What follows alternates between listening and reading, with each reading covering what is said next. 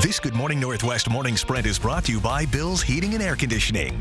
The time is now 6:52. Let's get you ready to take on your Wednesday in the morning sprint. The U.S. has launched a series of strikes at Iraq. Sydney Charles is telling us why. We're waking up to some patchy fog, but we're expecting sun and clouds later today. Mark has your forecast just ahead. But first, a judge found a former Pasco police officer, Richard Aguirre, guilty of first-degree murder in the killing of Ruby Doss in 1986. Now, yesterday, the courtroom was silent as Aguirre waited to hear the judge's verdict. Key elements in the testimony: DNA found on a condom at the crime scene, and an account from a former friend who said Aguirre admitted to choking a woman the night that Doss died. The evidence persuaded the judge to believe the condom was used by Aguirre and Doss the night she was murdered.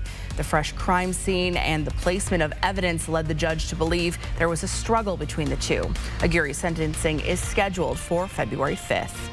New developments in the murder case against Bryan Kohberger, the man accused of killing 4 University of Idaho students in their off-campus house last year. The judge has agreed to seal the records of Kohberger's motion to have the case dismissed. Kohberger's lawyers wanted the grand jury indictment dismissed, saying the jurors were given improper instructions on the level of probable cause needed to indict him. Now, the judge denying that request last week. This now means that any documents submitted as a part of that request are no longer accessible to the public. Kohberger is accused of killing Madison Mogen, Xander Kernodle, Ethan Chapin, and Kaylee Gonsalves back in November of 2022.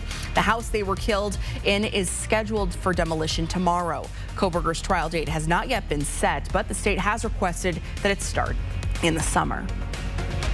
Spokane Mayor-elect Lisa Brown will be sworn in today at the Spokane Central Library. Brown officially takes over as mayor next week. One of Brown's first major tasks is hiring a new police chief. Last week, she announced that she'll appoint Justin Lundgren as interim chief of police.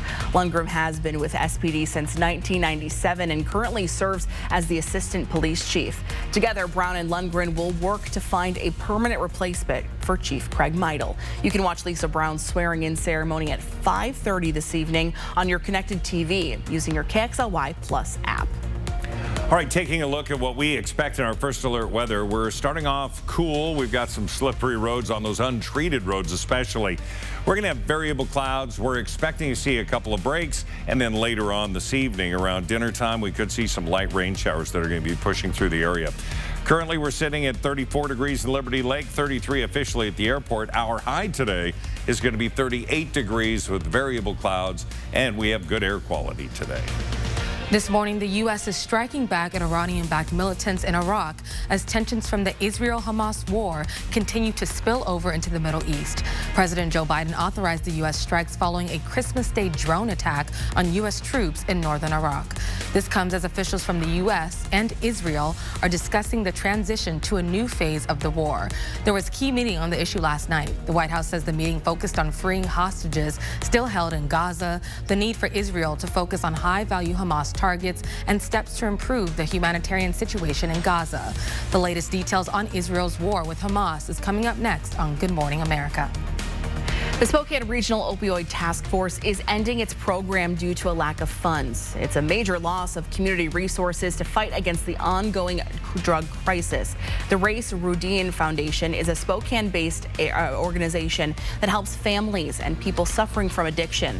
The CEO says the decision from the Spokane Regional Health District to end the program is a surprise. The task force will end on December 29th, which is coming up on this Friday. Now, at the start of the new year means new laws going into effect in both Washington and Idaho. In Idaho, student IDs will be removed from the list of approved documents to register and to vote at the polls. The state now offers free state-issue ID cards to assist people that are impacted by this law change. In Washington, there will be a new 10-day waiting period for all firearm purchases. Currently, the waiting period only applies to semi-automatic weapons. Sellers will now need to initiate a background check and then wait an additional 10 days. Gun owners must also prove that they've passed a safety training program within the last 5 years or provide the fact that they're exempt from the training requirements. Well, the new and improved FAFSA will be available by December 31st. Now, this is the form that helps determine college financial aid eligibility. The new version is supposed to be a lot less paperwork, with most applicants having to answer fewer than 20 questions.